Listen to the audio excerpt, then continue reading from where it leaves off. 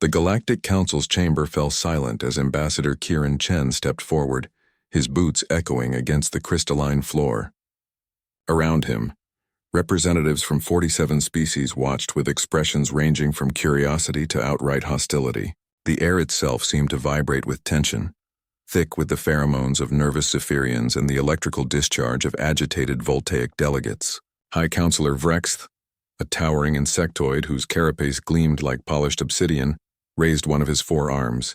The gesture commanded absolute attention across the vast amphitheater. Human representative.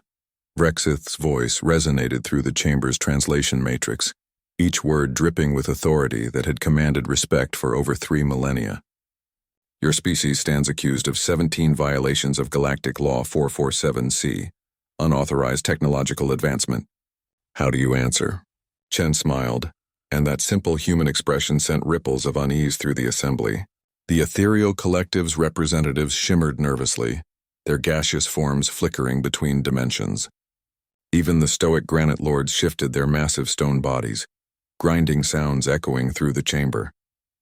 Guilty as charged, Chen said, his voice carrying clearly without amplification. And we're just getting started. A cacophony erupted.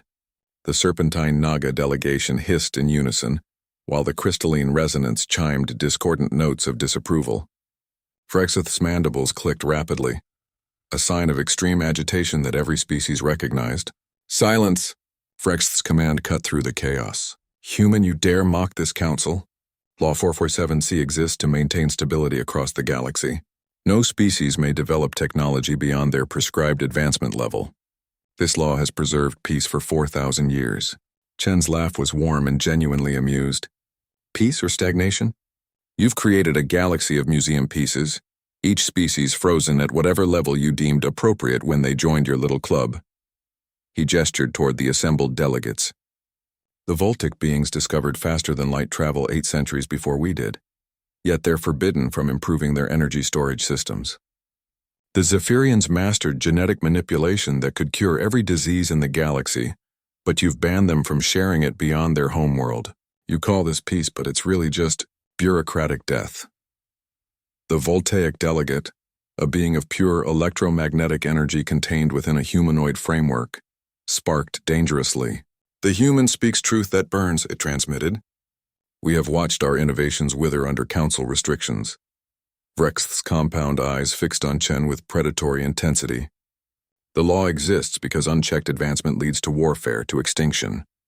We have seen species destroy themselves with weapons they could not control. We have watched civilizations crumble under the weight of changes they could not adapt to. Stability is survival. For you, maybe, Chen replied. But humans? We don't do stability. We do adaptation. He touched a device on his wrist and holographic displays materialized throughout the chamber. The assembled delegates gasped, chittered, and hummed in alarm as detailed schematics appeared before them. Technologies that should have been impossible given humanity's approved advancement level. Quantum tunnel drives that make your fastest ships look like rowboats, Chen said, his voice filled with quiet pride. Medical nanotechnology that could extend every sentient life by centuries. Terraforming techniques that could turn dead worlds into gardens within decades. Energy sources that could power entire star systems without consuming a single resource. The displays showed more. Defensive shields that could protect planets from stellar collapse. Communication networks that operated outside spacetime itself.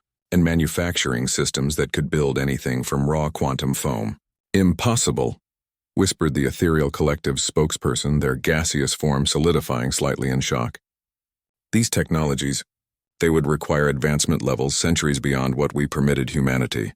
Chen's grin widened. That's the thing about humans.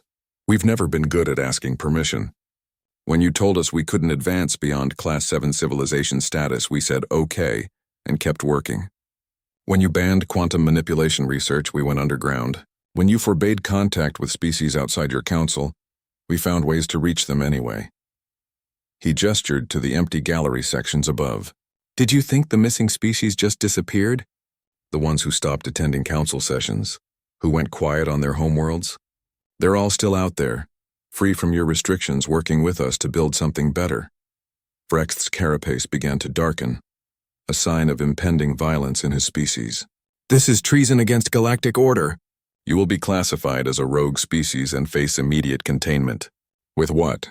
Chen asked, still smiling. Your enforcement fleets that haven't been upgraded in 2 millennia? Your static defense networks that we mapped and neutralized 3 years ago? Your communication systems that we've been monitoring since the day you first contacted Earth? The chamber erupted in chaos as delegates realized the implications. Emergency lights began flashing as the Council's security systems detected unauthorized scanning of their most sensitive databases. Chen raised his voice above the din. We're not here to conquer or destroy. We're here to offer you all the same choice we offered the others. Evolve or stay behind. The universe is vast and full of wonders, but you'll never see them from inside your carefully constructed cage.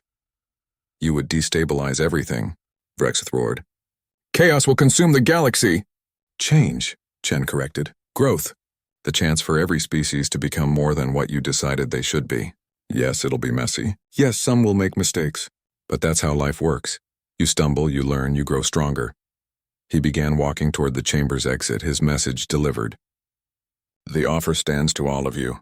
When you're tired of being exhibits in Vrexth's Galactic Museum, you know how to reach us. We'll be out there among the stars doing what humans do best. As the massive doors began to close behind him, Chen's final words echoed through the chamber. We don't obey, we adapt, and we never stop moving forward. The council chamber fell into stunned silence, broken only by the soft humming of several delegates' private communicators as they began reaching out to their homeworlds. Their message simple, perhaps it was time for a change.